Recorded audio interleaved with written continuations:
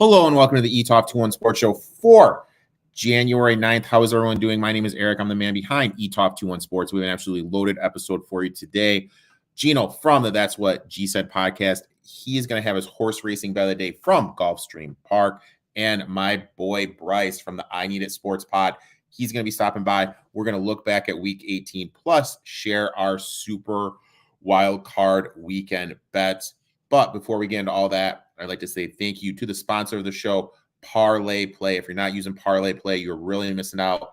They allow you to parlay together targets, fantasy points, first half, full game, points per game, receiving yards, rushing yards, and all sports. If you're not using it, you're really missing out. Link to that is in the description if you're watching on YouTube. If you're not watching on YouTube, go to the App Store, download it, use promo code NFL Betting Blitz for 100% deposit match. Now let's jump into Gulfstream Park and see what Gino has cooking for us over there. Our best bet for this week is going to come at Gulfstream Park on Wednesday. We're going to take a look at race number 2. Now, this one is carded for the grass. What's a positive about this particular horse is, even if the race is taken off the grass, the horse who I'm going to talk about has experience on the synthetic. But if they are on the grass, this horse is damn one on the turf, so I actually think she should be fine on the grass. I'm looking at her first 2 races. In her debut, she ran really well. She was 4th, but she was only beaten a length that day.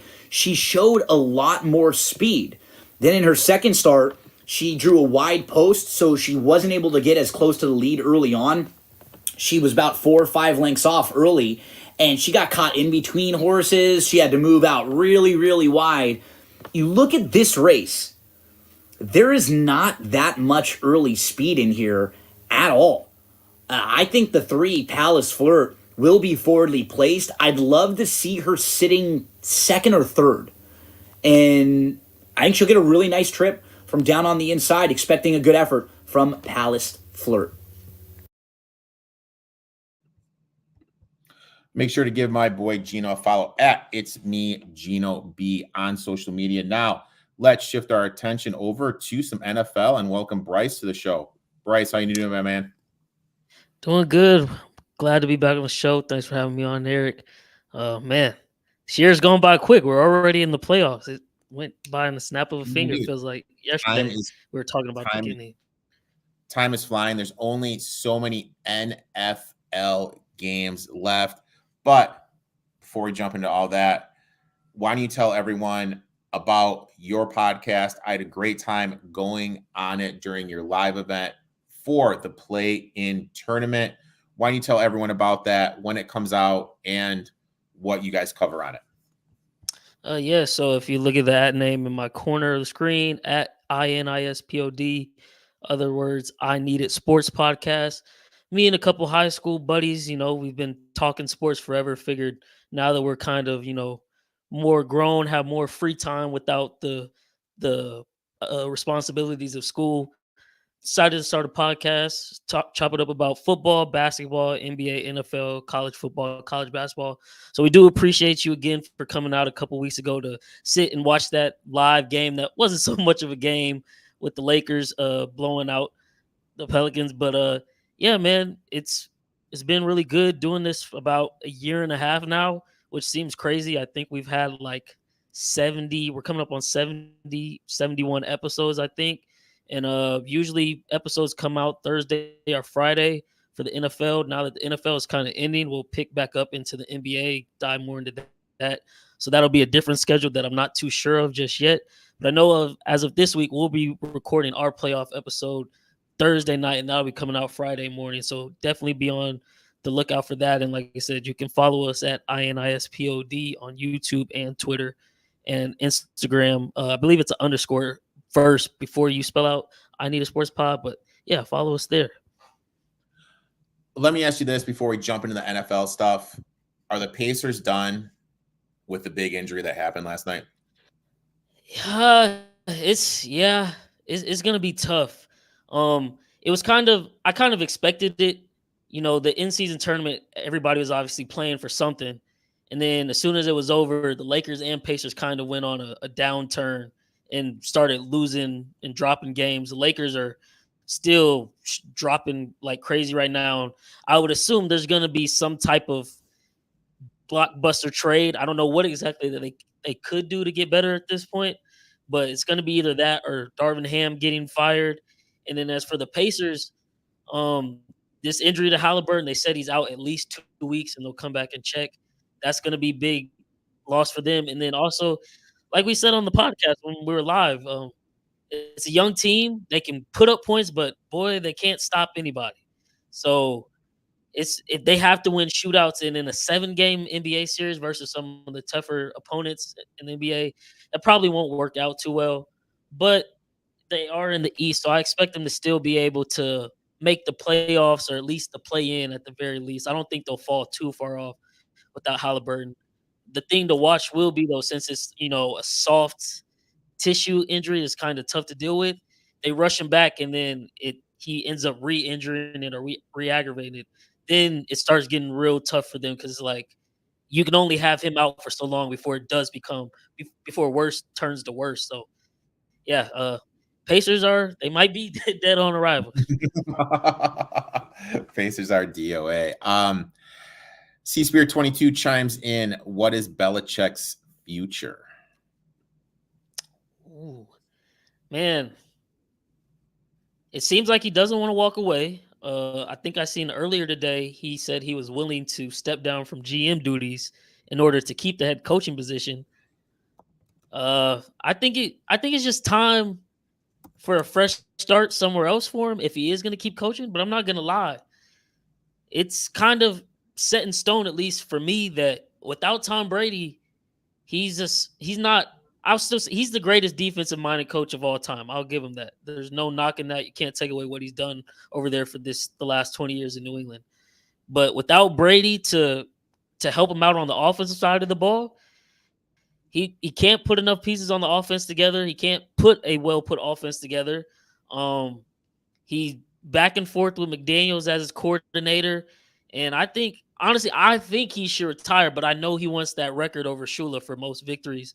So I don't know where he ends up, but I would expect Robert Kraft to probably pull the strings on that, and I guess not fire him, but they'll mutually agree to part ways because they have so much respect for each other. Yeah. Bryce, I'll let you tackle this one, man. As being the Chiefs fan, will the Chiefs will finally figure it out? Together this weekend? Man, as a fan, I want to wish and hope that. Here's the thing with us, man. For the first time ever in Patrick Mahomes' career, we have a top 5 defense, really top 3 scoring defense. I think we finished as number 2. It's not even that we need to get it all the way together. If the offense can just play a clean game and not turn over the ball, we're good to go. The defense does not allow 17 or more points to anybody. The few times we've done it this year, it's been the offensive fault, whether it be a pick six, a turnover in our own territory, in the red zone, something like that. So if we could just get it together and not turn over the ball, we should be able to get it together. But I'm not gonna lie, this will be the toughest playoff route to the Super Bowl we've ever faced. It's looking like we'll have Miami this weekend, of course. Miami's obviously really banged up, so I expect us to handle business there. Then I would assume the Bills handle business versus the Steelers, so we'll have to travel to Buffalo, which will be a nice turn of events in the saga of us, versus the Bills and all our playoff matchups. And then as long as the Ravens don't have a choke, it would be at Baltimore as soon as that. But if there's any guy I would be willing to bet my money on that could get it together and do that, it's Patrick Mahomes. And I know, like I said before, I got biased, obviously, because I'm a Chiefs fan. But I do just think, like, in one of those years we really have no business making it far, I still see us making a deep playoff run and kind of surprising some folks. And that's when I think some of sports media will kind of, do the thing they always do. They flip to the other side. Well, yeah, it's Patrick Mahomes. They've always made the AFC Championship game. Like, that's what we expected them, even though this whole year we've been bashed time after time again, and rightfully so, because our offense has been below subpar the whole year, especially the wide receiver corps. But like I said, we just need to play a clean game. We have the Super Bowl defense finally. Can our receivers just catch 1 to 2 more passes? Yeah. Can Patrick Mahomes not throw an interception? Can we feed Isaiah Pacheco, please? I really think that's the key right there. We don't need to rely on Patrick Mahomes' arm for this Super Bowl trip. Feed Pacheco, run play action off of that, and get what you can. And I hope Andy Reid, if he's ever listening to this, take this advice. But we'll see how it goes. Where we can run the damn ball. My boy Bobby chimes in. Jesus, can we stop betting Oklahoma State? Bobby, I have news for you. They play Iowa State this weekend, and we're going to be back on the OK State train one more time. We got to fade Iowa State after that big win against Houston tonight. Raj Gill chimes in. Why did the Titans fire Vrabel? Makes zero sense. I agree 100% with that. I think that was an awful move. I will talk about that a little bit later. Matthew, this one hurts too. You remember I was talking. I was telling you about my Michigan boys, dude. Matt chimes in. Go Blue. Vrabel to the Raiders or Chargers? I have you know what? We're going to be talking about coaching a little bit later. I have a coaching prediction where Vrabel ends up. Do you have a coaching prediction where he ends up? Yeah. Mine is kind of based on the fact that Belichick should be getting released or fired. It seems like there's no better spot for him than New England. He's still, Patriot way to the core. Obviously, he's got all the ties there. I believe last year when he got inducted to the Patriots Ring of Honor, in his speech, he was using the word "we" and everything. So it kind of just seems right. Like I didn't expect him to get fired with Tennessee, especially with what they put on that team. And to this day, the biggest boneheaded move they made was trading A.J. Brown draft night a couple years ago, and you could see the disappointment on Vrabel's face from the draft room. But I think it's got to be Patriots. I don't see anywhere else for him really, at least with the open spots as of right now. I have one I'll get to a little bit later. With that. Cool Kev is chiming in. What is up, Cool Kev? Sports Facts. What is up, guys? And then I think that is it. Oh, Spear. Thoughts on the end of the Saints game with the last second TD? Man, you want to take this one first? Look, I don't have an issue with that. I have an issue with Winston changing the play. Like that's my issue. You know what I mean? Why is Winston changing the play? The play was called in. You're a second string quarterback who you want to be a starter. You just showed in limited time you have playing, you're not going to listen to a coach and you're just going to go off. My issue is with that. I have no issue with this week 18 stuff just because you have people trying to get incentives. Campbell went up to O'Connell at the end of the game and was like, hey, we're throwing the ball to Josh Reynolds because he needed 39 yards to get $250K. They're trying to give him the incentive. Week 18, I don't have an issue with it. Week 14 earlier, week 17 or earlier, obviously have an issue. My bigger issue with the situation was Winston changing the play. What about you?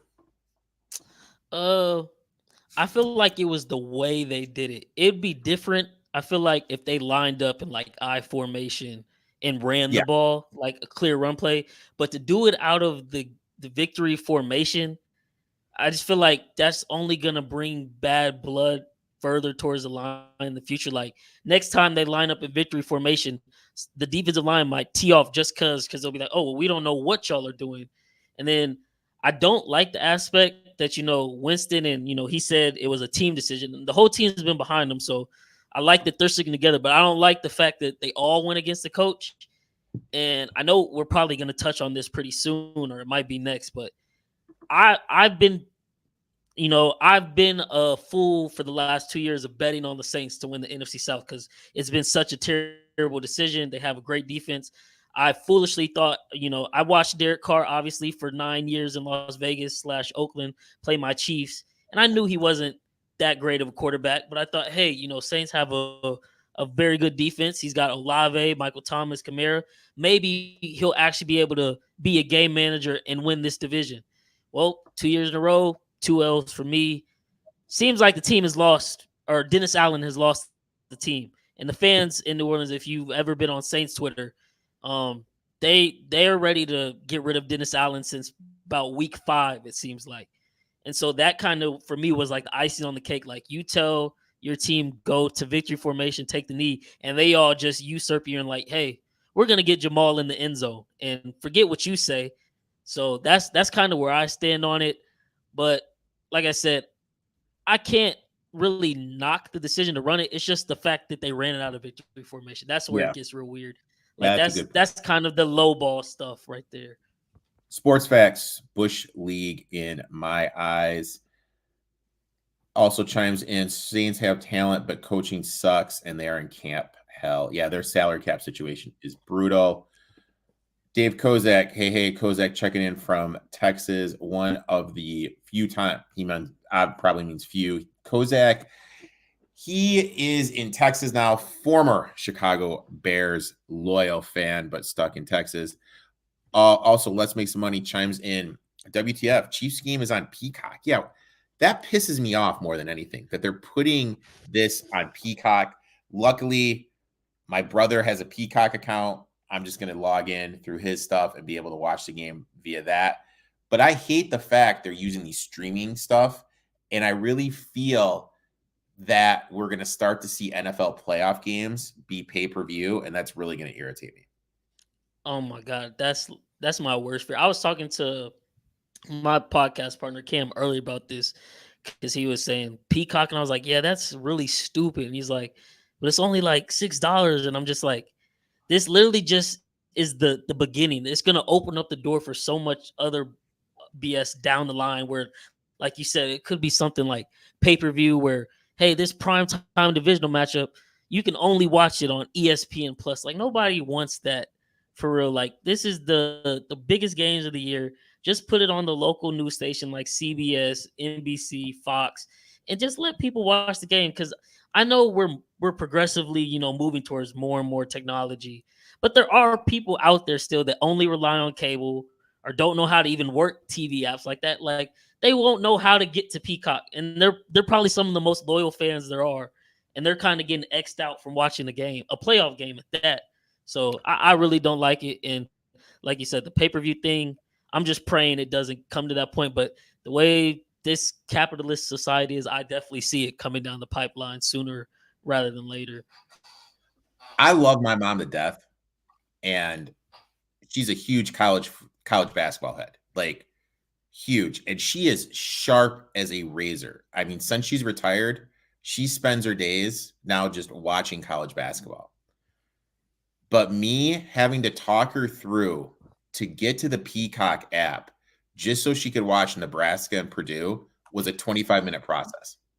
I mean, and I love her to death, but it's just hard. Also, Let's Make Some Money is right. One of the premier college games today is Baylor BYU. It's on ESPN Plus, which makes absolutely zero sense to me. XFL Jim chimes in, I can't wait till they let me stream a game from my own network. Dave Kozak, agree on the streaming on the NFL game. Started a couple years ago. Not a fan of it. Comments have been great, guys. Keep them coming. Now let's hop into the takeaway set. Oh, before we get to the takeaway section, excuse me, we need to talk NFL coaching.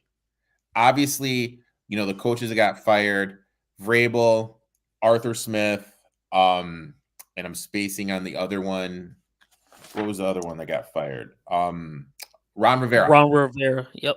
Yeah, Ron Rivera. Obviously, the big shock to me was Vrabel. I mean, and my 2 cents is this. Honestly, fans and owners are always like, we need to make a coaching change. Who the heck are the Titans going to get who are going to do a better job than Vrabel? He took a team year after year with suspect players and Ryan Tannehill as your quarterback. He got them to the NFC Championship game, AFC Championship game.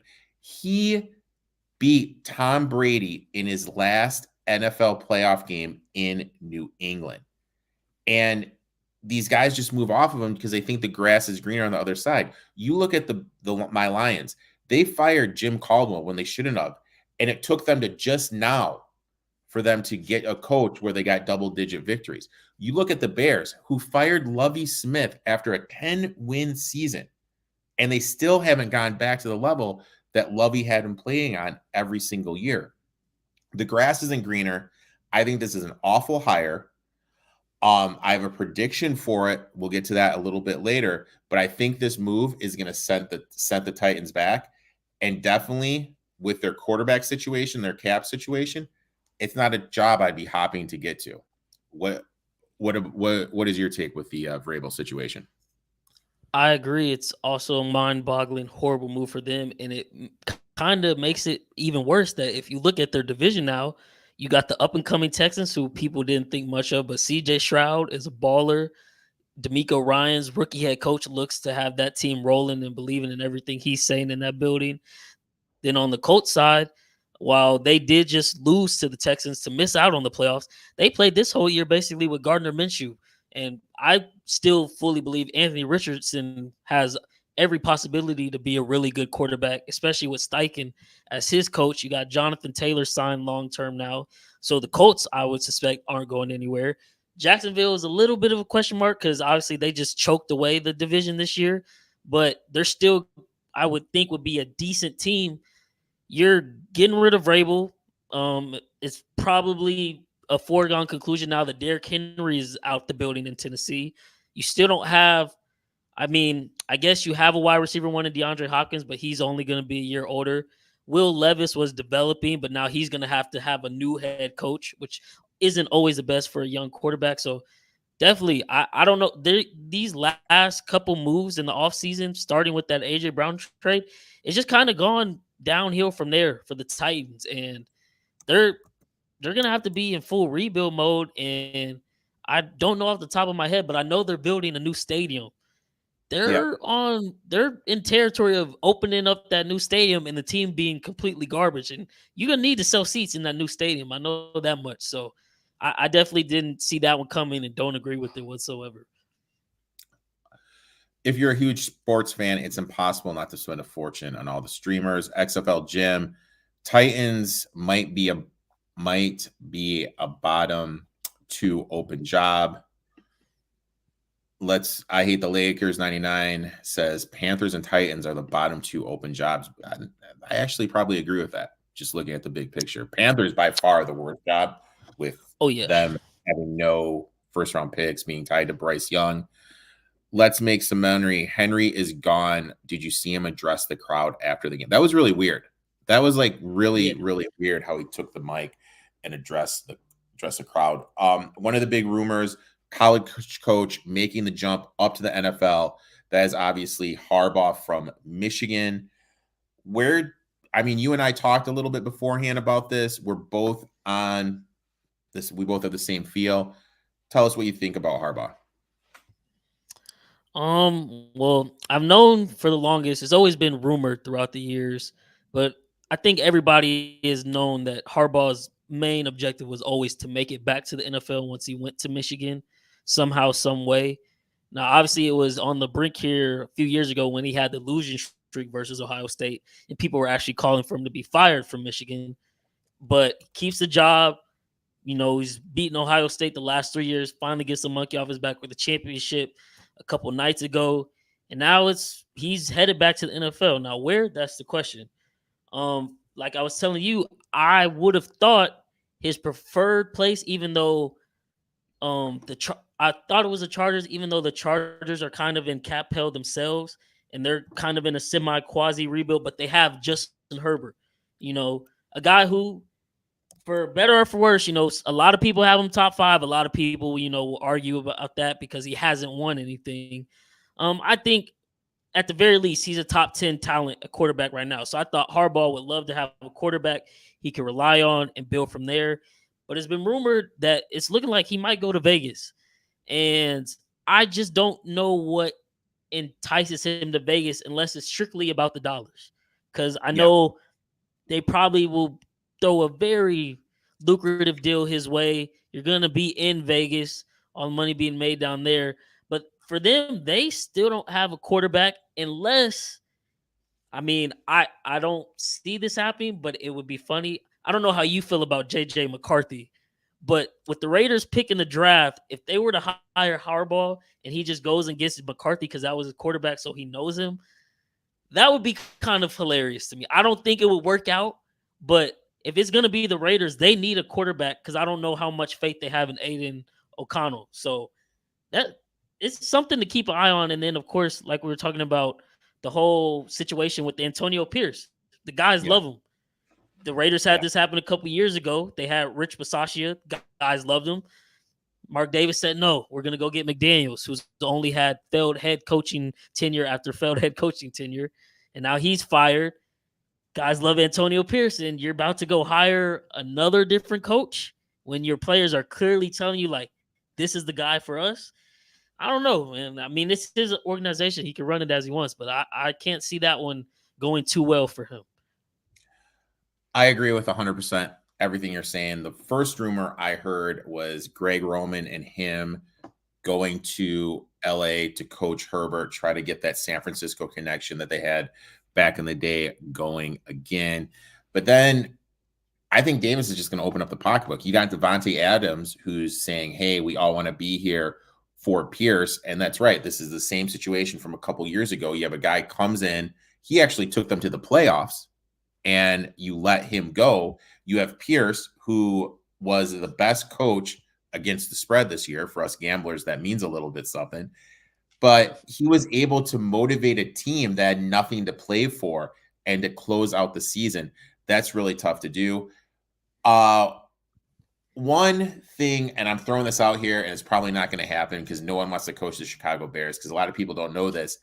If you coach the Chicago Bears, you are required to go to Saturday night mass with the owner. That's why they get people like Mac Eberflus, because no good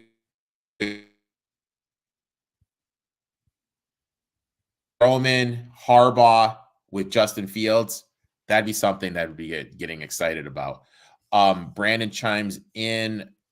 Big question. Does Bill stay in New England, and does the Mike Vrabel firing lean Kraft to sending Bill away to get him as the head coach? I feel the decision needs to be made soon. We kind of touched over this a little bit. Bryce thinks that Belichick is out and that Vrabel is going to be going there. I just think my thing is this. I will give my Vrabel prediction right now. I think he goes to the Falcons. And this is why.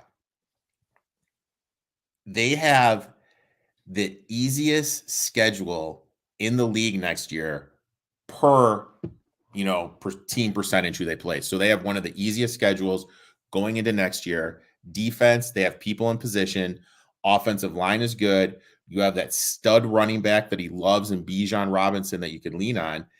And you have a high pick where you could trade for a Justin Fields, or maybe you could draft a Michael Penix Jr., get a Jalen Daniels. I think if he wants to win, and with how weak that division is, I think Vrabel to the Falcons makes a lot of sense. I like that one. I was actually going to ask you, because obviously you guys, the Lions, have one of the most coveted coaches in Ben Johnson. And I was thinking, if Chicago does choose to move off of Fields and they trade him to Atlanta, does Ben Johnson go to Atlanta for that offense? Because I think, maybe they'll, Arthur Blank will finally say, like, well, offense has been the problem these past couple of years. We need to get a surefire offensive-minded coach with all this talent we have while we still got it, and then push that way. But I wouldn't be mad at the Vrabel, because with the coach like Vrabel, I think as long as this division is the way it is, I think the Falcons will win the division, no problem with him at the helm. So Brandon chimes in. Sorry, I missed that earlier, but yes, I agree with the Falcons. Mayo passed on a head coaching job, and if he doesn't get the job in New England, I think that puts a bad taste in his mouth. That's interesting. Do you think they could promote Mayo within if Belichick moves on? That could be a thing. I just don't. Maybe it's out there somewhere, but I just don't know what Robert Kraft would be looking for. Because, like I said, obviously Belichick has had this long-winded dynasty, 20+ years in New England. Does Robert Kraft want to keep, kind of the Patriot way, people from that tree, Vrabel, Mayo, or does he want to go completely opposite and completely flip the switch and go with a pick that is high risk, high reward for head coach? I don't know what Robert Kraft really wants to see, but if he does want to kind of keep that Belichickian, head coaching tree, yeah, I could see Mayo getting the call up, but it all comes down to what Robert Kraft wants. I know these last couple of years have been pretty frustrating, so I think it could be a possibility that he might be done with Belichick and everybody who is involved with him, and he might go a completely different route to try to get a fresh restart in New England. This could be the best comment I have ever gotten while doing these. Kraft is looking for massage parlors in Florida. I mean, and come on. Deshaun Watson together. That is hands down the best comment I have ever gotten on this. Which of the coaching fire, the guys that got fired, which one do you feel was overdue? Ron Rivera, man. It's past time. They should have fired him last year, but I get it. They got a whole new GM, finally got Snyder out of there, so they're kind of cleaning out, the whole organization. So you don't want to make too big of moves. But Ron Rivera, it's just his comments post game is just so alarming. Like last year, I remember when the Cowboys played and they played the Cowboys and they actually were still in playoff position. And instead, he plays Taylor Heineke. They lose. Then the next week, they play Howell. Howell goes off. And Ron Rivera at the press conference is like, I didn't know Howell gave us this good of a chance to win, or I would have played him last week. I didn't even know we were still in contention for play. Like, how do you not know that as the head coach of an NFL football team? They bring him back this year, and then by the middle of the season, the team, you could clearly tell the Washington team had given up on him, given up on the season. They trade Montez Sweat. He goes to Chicago, and Chicago has been a dumpster fire themselves, and he's on record saying, like, the whole situation in Chicago is better than what I was in Washington. That should have been alarm too right there. So I was thinking they would have fired him, at least by week 10 through like week 12, somewhere in there, and then say, hey, EB, be the interim coach. Let's just see what could possibly be if, the position were to open up. That way they can know better if they wanted to move on or give EB a real shot or move to someone else. But Ron Rivera, it's been his time for some years. And like I think I've mentioned it to you before. I just think the era of defensive minded head coaches is slowly phasing out for this era of football. You need an offensive guy and just a really good defensive coordinator. Like the Chiefs right now. We got Spagnuolo. He's amazing DC. He's won Super Bowls as a DC. Head coaching hasn't really turned out in his favor. So he's back to doing DC, and he's just good with that. I think that's the formula for today's game. And yeah, Ron Rivera, it's time to go. But like I said, new management in Washington. I think they just finalized that they're going to be building a new stadium to open in like 27. So they're trying to get things eventually turned around. But that head coaching position will be an interesting job to look out for because you got EB, of course, on the staff. But there's all the questions around Sam Howell. Your division isn't getting any easier. Cowboys, Eagles right there. Dayball and the Giants made the playoffs last year, so they got to do something to get it all kicked back off. But it definitely had to start with Ron Rivera. I just wish they would have pulled that plug way earlier than they did. So they treat Ron like government cheese. My one is overdue. Arthur Smith. Like, as soon as that stuff happened in Tampa where he said Bijan was sick, but then at the end of the game was giving him run to close the game, right there, I'm like, dude, you're done. You're playing silly games. I don't want anything to do with this. You're giving Cordell Patterson touches in the red zone where you have Tyler Agier and Bijan Robinson. I have no idea what you're doing. Your team is absolutely loaded with talent, and you finish with a losing record. 7-9 every single year you're there. You're gone, dude. You're done. To me, that is the one that is overdue. You kind of touched on it earlier. If there was a coach that you feel should have been fired, who do you think it is? Dennis Allen. It's got to be. I don't know what the exact record is now, but I believe at one point in this season, in his head coaching tenure with the Saints and then his previous job with the Raiders, I think he was overall like 13-41. And then, like I said, the defense they had this year, the offense was terrible. And once, like, kind of the same, they are in the same boat as the Falcons. The NFC South was for the taking again this year. I believe the Bucs just won it with the 9-8 record or something like that. 10 wins get you the division. I believe they had the game versus the Packers. They were up 17-0 with like a couple minutes left in the third. They dropped that game. The first game versus the Bucs at home was a complete doozy that they dropped. And then they turn around. Oh, the Vikings game. Yeah, so it's just game after game. He's clearly shown he can't be a good head coach. And like, I forgot who commented earlier, but Saints are in cap hell now. So like, they've been trying to push off a rebuild for the longest. Like, oh, just push the money farther down the line. The line is here. They can't push it back any farther. They fully have to enter a rebuild mode. Like, Kamara's older. Michael Thomas is older. I don't know if he's going to play in the NFL again because I don't know if anybody will actually take the risk and sign him. Cam Jordan on the defensive line, while he's super productive, he's older. Like, it's just time, New Orleans. Y'all tried to keep that Super Bowl window as open as possible. You know, the last years of Sean Payton, Drew Brees, until now, and it just didn't go your way. It's time to cut ties and fresh start New Orleans. I don't know who that necessarily should be as of right now off the top of my head, but Dennis Allen should definitely be fired. And yes, Kev, he should stick to DC positions only. He can run a defense. A team, not so much. Also cool, Kev. Arthur Smith should have put his foot in Desmond Ritter's ass. 9th least profitable coach against the spread since 2005, Dennis Allen. 9th least profitable coach. Look, I'm not a Robert Saleh guy. I think he's awful. I think everyone thinks he's good for some reason. This was the first year he didn't finish last in the division. The first year. He did not finish last in the division. Completely sold out this season for Aaron Rodgers. I really feel if Aaron Rodgers would have played, it would have been a disaster. He is 18-33 coaching. And everyone acts like he's this coaching god. I don't see it. It's supposed to be a defensive genius.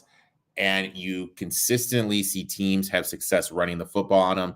And he can't pick an offensive coach to save his life. I think this is another guy, like you touched on, good defensive mind. He's a defensive DC. He needs to get fired. That's a guy I would have gotten rid of. Real quickly, let's jump into some coaching predictions. What are some predictions you have? Like I said earlier, I think Vrabel is going to go to New England if they let Bill Belichick go, and I think that will happen. I like the Vrabel to Atlanta thing, but I really think, and we can possibly get into this discussion later, I think Chicago should probably move off Justin Fields.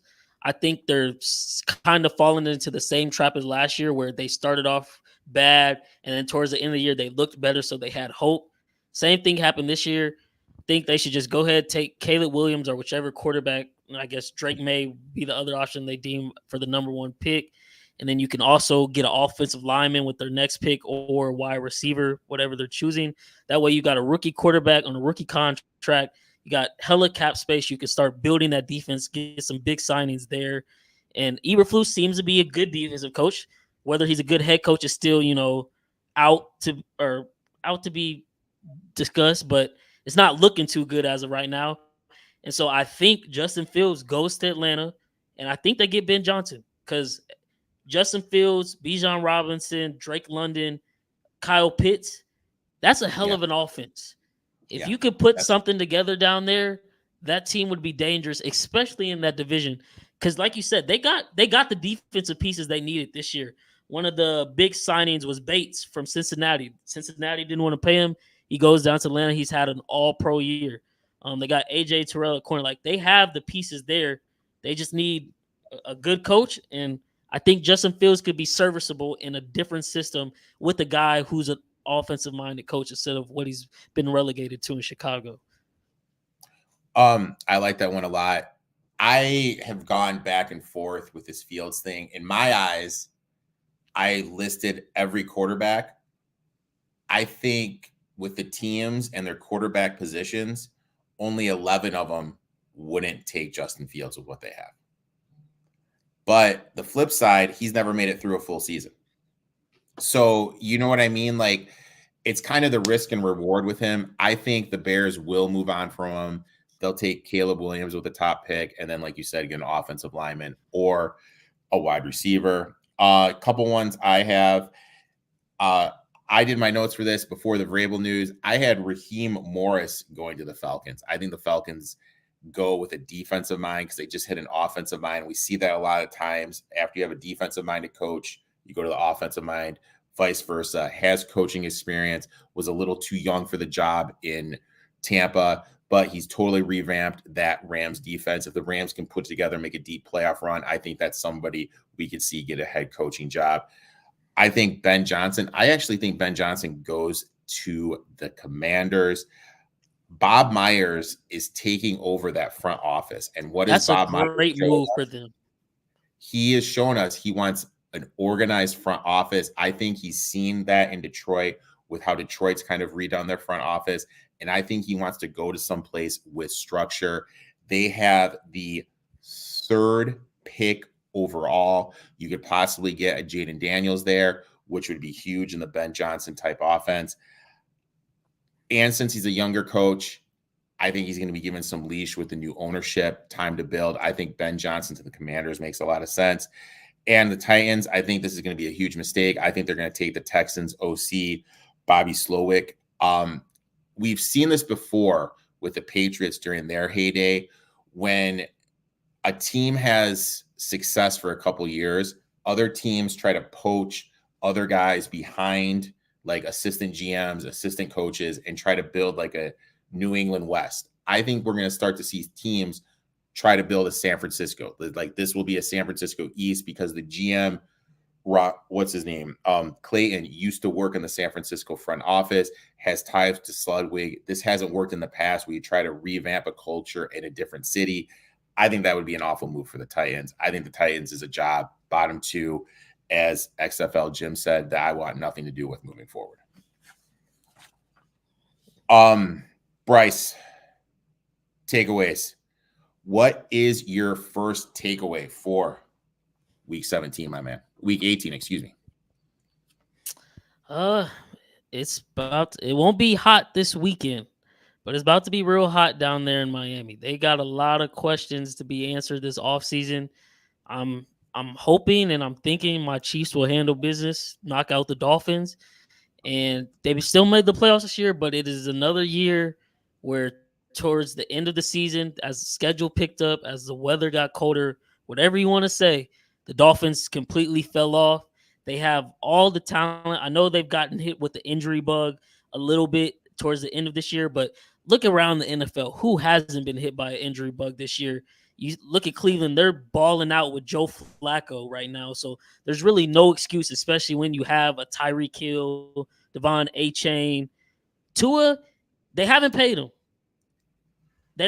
If they don't make any noise this playoffs, I feel like it's going to be some very tough conversations where the most they'll give them is maybe a 1-year deal, but they're for sure drafting some quarterback in this year's draft in potential hopes of replacing Tua because I don't think Tua is the guy. And in that Mike McDaniel offense, if you could put a more athletic QB in it, I think it would, like, the offense is already game breaker level. But if you put like a Jaden Daniels in that Miami offense with McDaniels and add that element to them, they would be extremely dangerous. Imagine all the speed just on an RPO with him, A-Chain, Hill, and Waddle out there. Like, it would be insane. And that's a quarterback on a rookie contract. Tua's in line to get paid. And I know they don't want to pay him, the upper echelon of what these other quarterbacks have been getting, but that's what the market is. So they'll have to be a little bit below that. And he hasn't shown enough, in my opinion, to warrant a contract like that. And depending on how this playoff game goes, if it's really bad, it's going to get really tough down there in Miami because where do you go from here? Uncle Rico, I don't want to hear the Tua hate. Yes, Bryce, you may not know about this, but I have been anti-Tua since the draft. That is the way I am blocked by certain personalities in the sports media. One of them is Colin Cowherd, and it was all because of Tua. I retweeted him. I feel bad for anyone that thinks Tua is going to be good at the pro level, and he completely blocked me. I am not a Tua guy. I agree 110% with you. I'm sorry, XFL Jim, if you're still watching. I know you're a Dolphin fan. I know you're pro Tua, but Bryce and I, we think the Dolphins need to move on from him because they were right. That offense is electric. Hill, Waddle, Mozart, Achan. They have players. Offensive line is playing good. Defense has been playing better. Yeah, I think if they had a better quarterback, I think this team could make a little bit of a run. My first one, I just want to know what the hell the Colts were doing on the last play. First off, let me say I'm not a Gardner Minshew guy. I think he's a character. I don't think he's a football player. I know Godson is getting a lot of flack for dropping the ball, but that was thrown behind him. If that was a better quarterback, that would have been right on the dot. Now let's go to the play call. You have rushed for 227 yards, averaging 6.1 yards per attempt, and you throw the ball on 4th and 1, and you're not throwing it to Michael Pittman, Downs, Pierce, Taylor, or Moss. You are throwing it to your third string running back who has 9 targets, 6 receptions, and 34 yards on the season with your season on the line. In my eyes, if you're going to throw it, I'm throwing it to Michael Pittman. He is their best wide receiver. He's an all-pro. He's playing at an elite level this year. Or I'll be honest, with how well they are running the ball and Jonathan Taylor averaging 6.3 yards a carry, I am turning around and I'm giving it to JT, who's my best offensive weapon. And one more thing. Why wasn't Taylor or Moss on the field for that last play, at least as a decoy? Just give me something. They weren't even on the field. Absolutely hated that last play call in a brutal way for the Colts to end their season, which had been so good this year. Yeah, that was tough. But as a Texans bettor, I definitely enjoyed watching that ball hit the dirt. I was on the Texans too, and I absolutely loved it. Takeaway 2, what you got, my man? Cowboys Nation. I don't know. I know we had I forgot who it was, but somebody said they're a Dallas fan, and I think you were saying it's a friend who used to live in Chicago. So I just want to warn you. I don't know if you're new to being a Dallas Cowboys fan, but don't get your hopes too far up because they love to let their fans down. But man, if it's not this year for Dallas, it's never gonna happen. When the year started, I went on my podcast, and I had Dallas as my Super Bowl pick because the way I saw the year playing out was I thought they could get first place in the NFC, and then by that, they would force Philly and San Francisco to have to play each other in the divisional. That way, they wouldn't have to see San Francisco, and they can make the NFC Championship game finally. Well, it didn't play out exactly that way, but because of Philly's downfall towards the second half of the season, Dallas is now lucked into the second seed. They have home field advantage. Everything is right in front of them. They will not have to see San Francisco until the NFC Championship if they can make it that far. If it's not now, I don't know when, because next offseason, Dak's contract is up. You're gonna have to pay. You're gonna have to make Micah Parsons the highest paid defensive end in the NFL. CD's got to get paid, so dominoes are gonna start falling on some of the extra outside pieces. And you got Diggs coming back from a torn ACL, who you've already paid, and we don't know how he'll return yet. So this is now or never. Like, it's been, I believe, going on 21, 22 years since they made the NFC Championship. There's really no excuse. You're going to get Jordan Love in his first playoff game. Now, me and my friends were talking. It would be the most hilarious thing ever if Dallas is up by 3 or 4 with a minute and some change left, and Jordan Love makes a game-winning drive, and it's complete deja vu of Aaron Rodgers years back in AT&T Stadium in the playoffs. And then, of course, McCarthy-Green Bay connection right there. But you get that matchup. Then because you did luck out with the 2 seed, and I don't know how you feel about this because I haven't got to talk to you about it, but that call from the game versus you guys in Detroit is a big, big thing that happened this season that gave Dallas the 2 seed and y'all the 3 seed. So if y'all were to win, y'all would have to travel back to Dallas, and Dallas is a very strong home team. So strong home team, weaker competition. They have to make the NFC Championship. And, I mean, I don't want to say Super Bowl or bust, but, I mean, let's keep it real here. It's Super Bowl or bust. What are we playing for? You have a top defense. Dak is having a career year. CD is the number one wide receiver in the league, statistically speaking. Everything is right there in front of you. Dallas has to capitalize on the opportunity now, or they will face a lot of tough decisions. Because I'm in the mindset of, I'm not saying Dak is a bad quarterback, but it's kind of at the point now where I was feeling with Derek Carr and the Raiders. Yes, he might be serviceable, but he's proven time and time again that being a quarterback for this certain franchise, they're never going to get over the hump. And if they don't get over the hump this year, I don't think it's going to happen. And that's just how it is. NAA 86. Can the Packers pull up the upset in Dallas? Would love to see Jerry Jones run on the field and fire Mike McCarthy. That'd be a sight to see. Sports Facts. Lamb will be the top pick in fantasy drafts next season. I could see that. With everyone kind of going to PPR, not Henry, but CMC getting up there.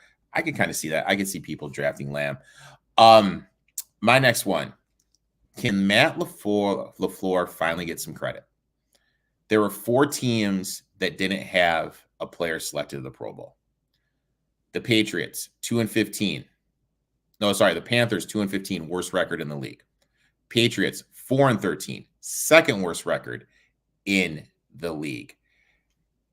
And the Commanders, 4-13, tied for the second worst record in the league. The 4th team, the Green Bay Packers, who were 9-8 and made the playoffs.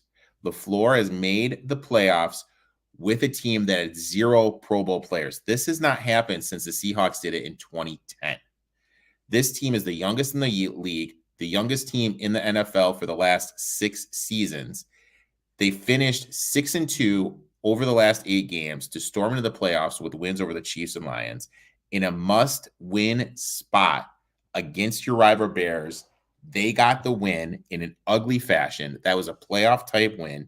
And the fact he's literally getting 0 talk for Coach of the Year is insulting in my eyes. Also, the 5 years in Green Bay, 56-27, 68% winning percentage, 4 playoff appearances. The year that the Packers didn't make it to the playoffs came down to the last game of the season. I think it's about time when we look at these good coaches in the league, we need to start putting a little respect on Matt LaFleur's name and start considering one of these top-tier coaches. I just don't think he gets enough credit because of what happened with Aaron Rodgers and everything. He kind of got Rodgers. Rodgers was at his peak during that season. But look, with what he's done this year, I think we need to start giving him a little street cred. Oh, yeah, he definitely deserves more credit. And that's actually one of the reasons I could potentially see a close game or the actual upset of the Packers over the Cowboys, because I think LaFleur will coach circles around McCarthy, and it hasn't come back to bite him yet. But if you've watched the Cowboys the last few weeks, I know the Detroit game comes to mind, the Seattle game. McCarthy is still a very bad game manager. He doesn't do the clock right. He's anti-analytics. Like, if you've ever watched the analytic broadcast of like the Thursday night prime games, every time the Cowboys had something where it's like analytics say you should do this, McCarthy did the exact opposite. And it's almost cost them time and time again, but they've lucked out and they won games. So I really could see LaFleur coaching circles around him. The Packers have a healthy Aaron Jones. I think A.J. Dillon was a bit banged up, but he's getting healthier. That's the perfect antidote to that Cowboys defense. If they can run the ball down the Dallas's throat and control the clock, that game becomes very interesting. And I'm telling you right now, I don't know. Maybe it's just the NFL. I can read the NFL script, but something tells me it's going to come down to final possession with Jordan Love and the ball, and every Cowboys fan is going to be holding their breath because they're like, "Oh my God, not again! Aaron Rodgers is gone. This can't happen with Jordan Love. Not this year. We got the 2 seed. We got home field advantage. All that, and he might just rip out their souls and pull it off." Dave Kozak, Detroit got screwed on that call. Love that garbage. My 2 cents on that, and I'm sorry for not answering your question. There was still 30 seconds left in the game, and Detroit's defense is absolutely brutal against the pass, and the Cowboys have one of the best kickers in the NFL. I would have 0 faith of them getting a stop.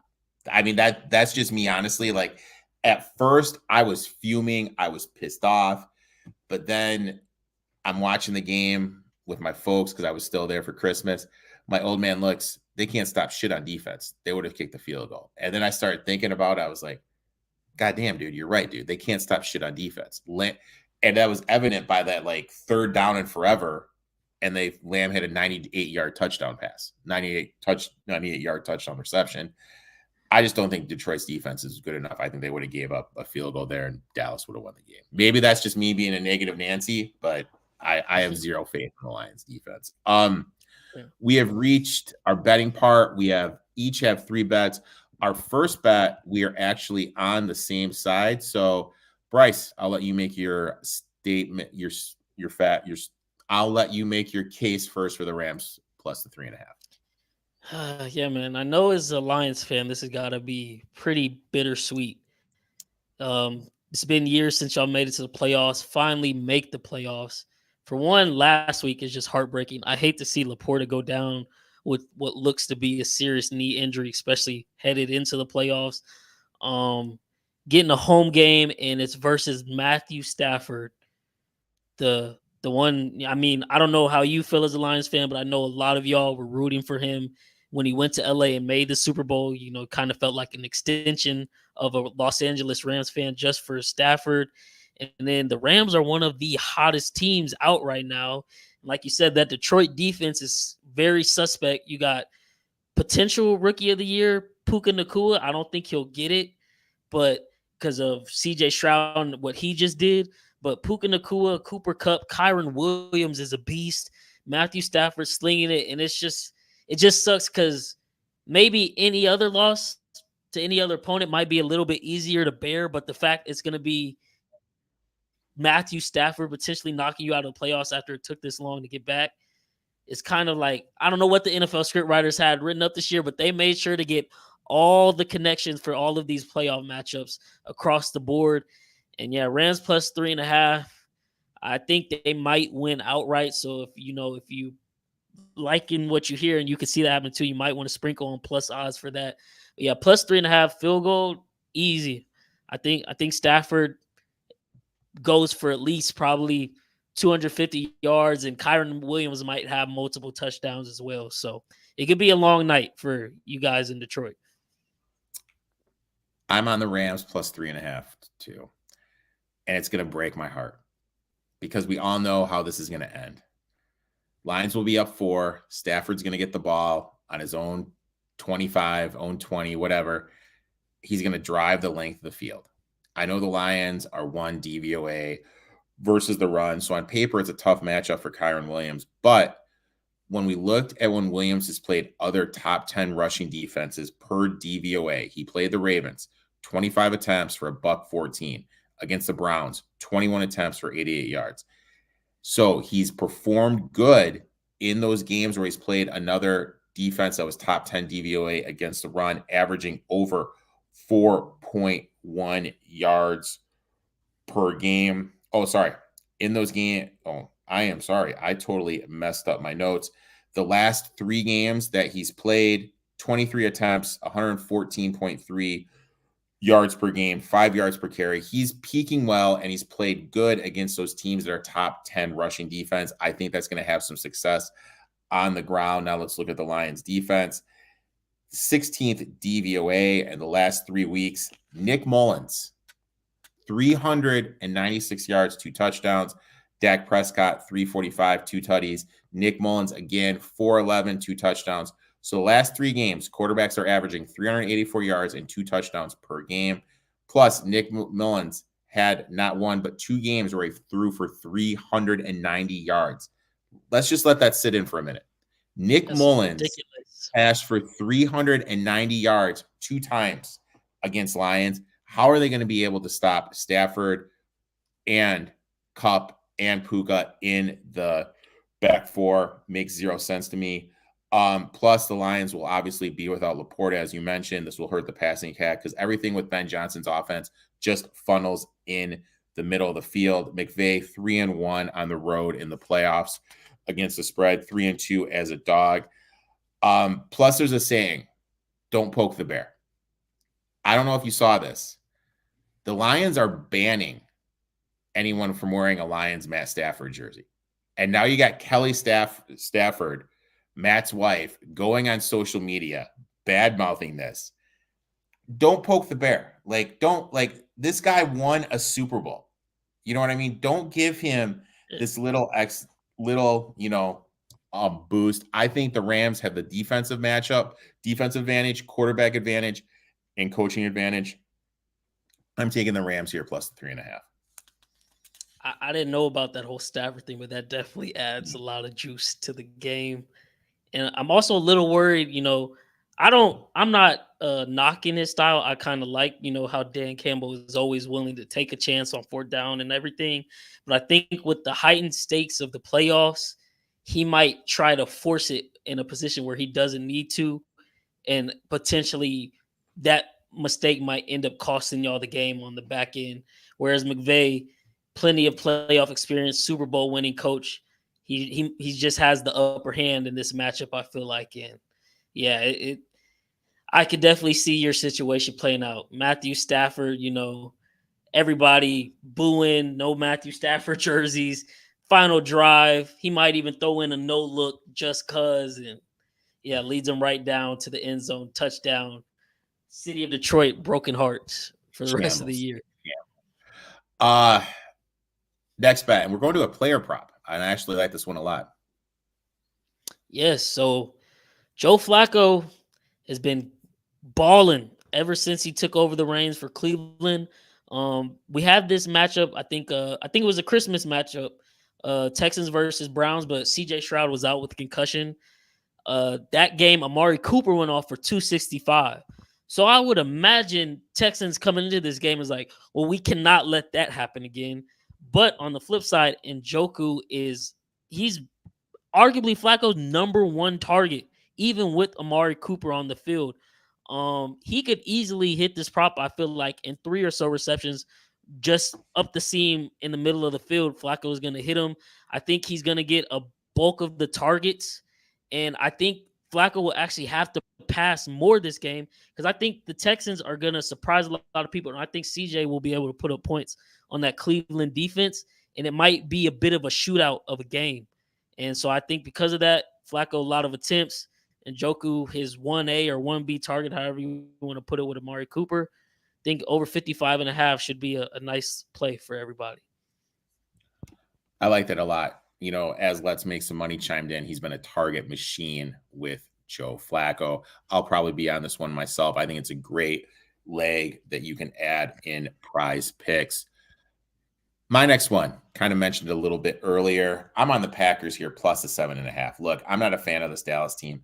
I think the Cowboys defense isn't going to be able to generate stops. Look, their defense is based on one thing, generating pressure. And who is one of the best this year against pressure? That is Jordan Love. And the reason is Love's footwork. He is phenomenal at moving to his right, even falling back. We've seen this, throwing off his back foot to a wide receiver.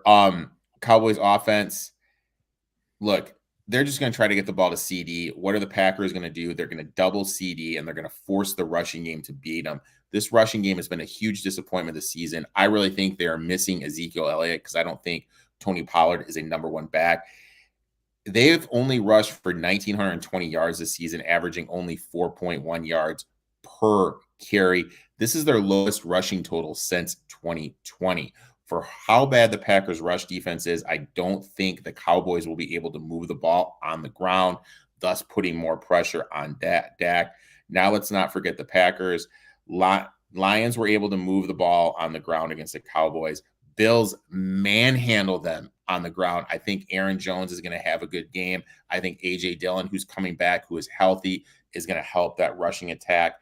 Also, I know people are going to say, but Eric, Dak is 20-10 when laying 7 points or more. How many of those are against the Commanders and Giants? That is my reply. When you take the Commanders and Giants out, he's only 7-5-1 when laying 7 points or more. That's not a good percentage. Dak in the playoff is 5-1 ATS. I think the Packers have the coaching advantage, and I think LaFleur is a better schemer than him. I think he's going to be able to scheme the ball to Jalen Reed, Romeo Doubs, get Aaron Jones going. I'm on the Packers here, plus the 7.5. And Matthew Clay chimes in. Purdue just lost. Big upset with Purdue and Houston going down tonight. Can't wait to And face Nebraska. Houston, I don't know how they got the number 2 spot over Kansas in the first place. They beat no ranked opponents. And welcome to the Big 12, Houston. This isn't the American Conference anymore. It's no more cupcakes.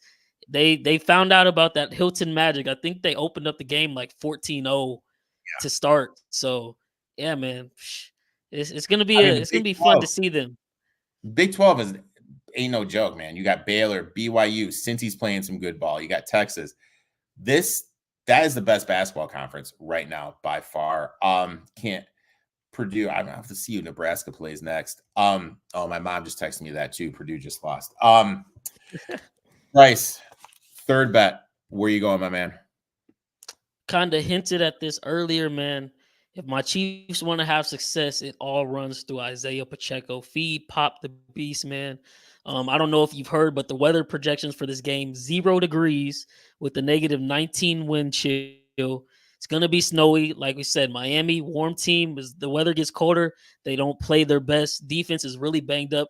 Funny enough, I think they just signed Justin Houston today, who's been on his couch all season. So I love Justin Houston for what he did for my Chiefs way back in the day, but definitely got to run right at him, see how well prepared he could possibly be on a week notice. Last time we seen Pacheco, he sat out this week 18, which I think was big for him because he's been a little bit banged up with the shoulder, had to have a midseason surgery to clean some things up. But he came back a few weeks ago when we played Cincinnati. And for those who watch my podcast, you'll know over the past couple of years, whenever we do play Cincinnati, it always frustrates me when we have a 3rd and 3, 3rd and 4, and we try to pass the ball against Lou Anarumo's defense because he has all the answers for our passing game. But Pacheco eats every time versus them. Last time we seen him versus Cincy, he rushed the ball 18 times for 130 yards. In the snow, the way Pacheco runs, like he's angry at the earth, Miami's not going to want to tackle him. Feed him at least 15 plus times. He gets 100 yards on the ground. Easy. Guarantee it. We're able to run the clock out, able to do play action from there. So this game, it has to go through Pacheco, and we got to rely on our defense to keep doing what they've been doing all year. So over 60.5, I think that's an easy one to take the bank. This is honestly my favorite pick of the week. And then, like I said about the weather, if y'all want to put a bet on the actual game, go under. Our defense doesn't allow teams to score over 17 points. I'm still not necessarily sold on our offense, especially with the weather coming into factor. If our receivers can't catch in fair weather, I can only imagine how bad they could be this weekend. So, yeah, Pop Pacheco all game, low scoring game. I could see us winning this one in a fashion of like 21-13, 21-17. So take the under 44 if you're looking for another bet as well. Let's Make Some Money asks, should I ladder this with Pacheco? Yeah, you definitely could. You could do under game total, Chiefs ML, Pacheco over 60.5. And depending on what betting platform you are, you could even take Pacheco's rushing yards down a little bit for maybe a little bit lesser odds, but just since you're making a ladder play, you could do that as well. But yeah, definitely put all those in. I think that's how the game plays out. Weather's going to make it low scoring.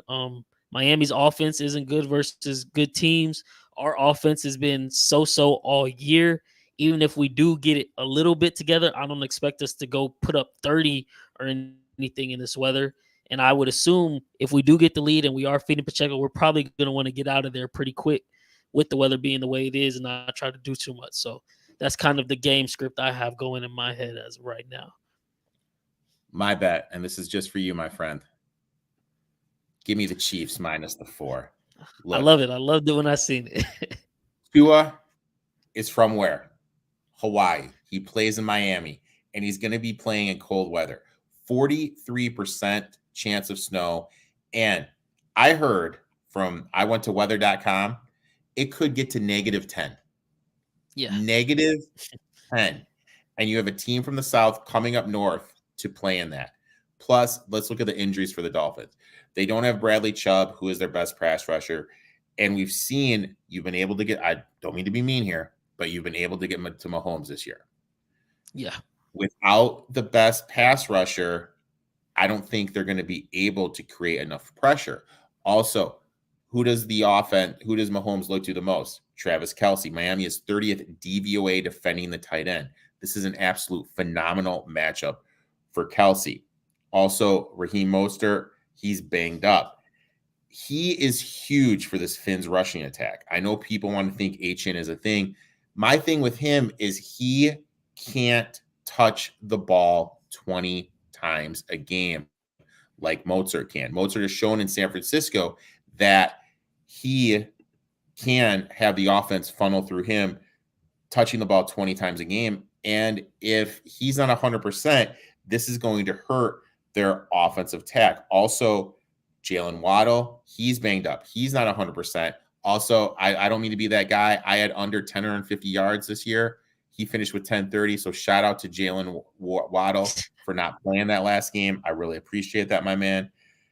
And my one thing with Tyreek Hill, and we saw it again on Sunday, is it just me, or is anytime there's a big play, Tyreek Hill is hurt and on the sidelines? It's just something that's sticking out to me. Anytime it's a big play, Hill is on the sidelines. Tua has one win this year against a team with the winning record. That was against the Dallas Cowboys a couple weeks ago. 2 wins the last 2 seasons against a team with a winning record. That just shows he can't win these big games. Another reason why you talked about why the Dolphins should move on to him. Chiefs, namely Chris Jones, have been great this year generating pressure because of his lack of footwork. I think he's going to be rushing a lot of throws, major offensive line issues with the Dolphins. I just love the Chiefs here. I'll take them at -4. And look, if I get plus money on Chris Jones sack, throw that to me all day long. Oh yeah. And Kelce is more focused on Taylor Swift tight end. Man, I honestly think I don't know what it is officially, but I'm sure when the season is officially over with, it'll come out that Kelce has something wrong with him, and so he'll have to have some type of offseason surgery. But he got to rest this week, and he actually opted himself out. He was on track. He needed 16 more yards for 8 straight 1K seasons. He sat out this past week. So I think a week of rest will be big for him. As old as he is, it's looked like, time has kind of caught up with him this year. So definitely think if we are able to run the ball well, open up that play action, like you said, Miami 30th in defending tight end. So maybe we'll get a primetime Kelce game. And this was a pick I went to last year, and just seeing that, it made me think of it. Just being a Chiefs fan, this isn't even like studying stats. Every year since we've had Mahomes in the playoffs, Kelce has got a touchdown in all of the playoff games, besides the first one, which was versus the Colts.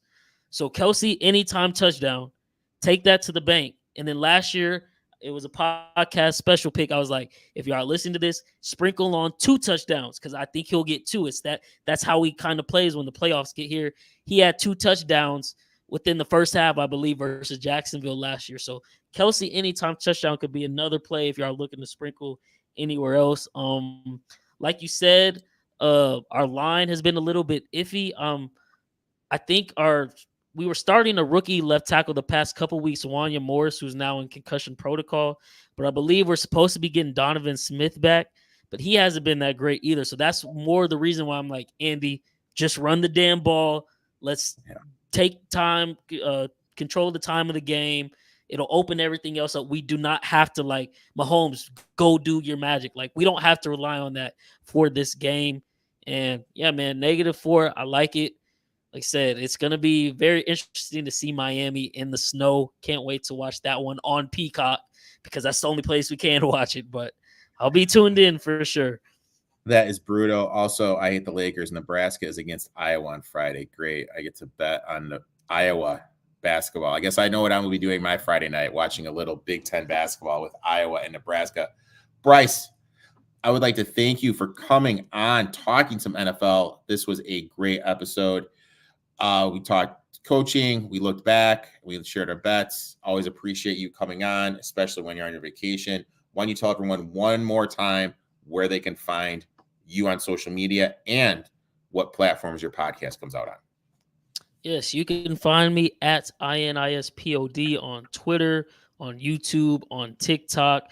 Instagram is what Eric put in the description with the _first_INISPOD.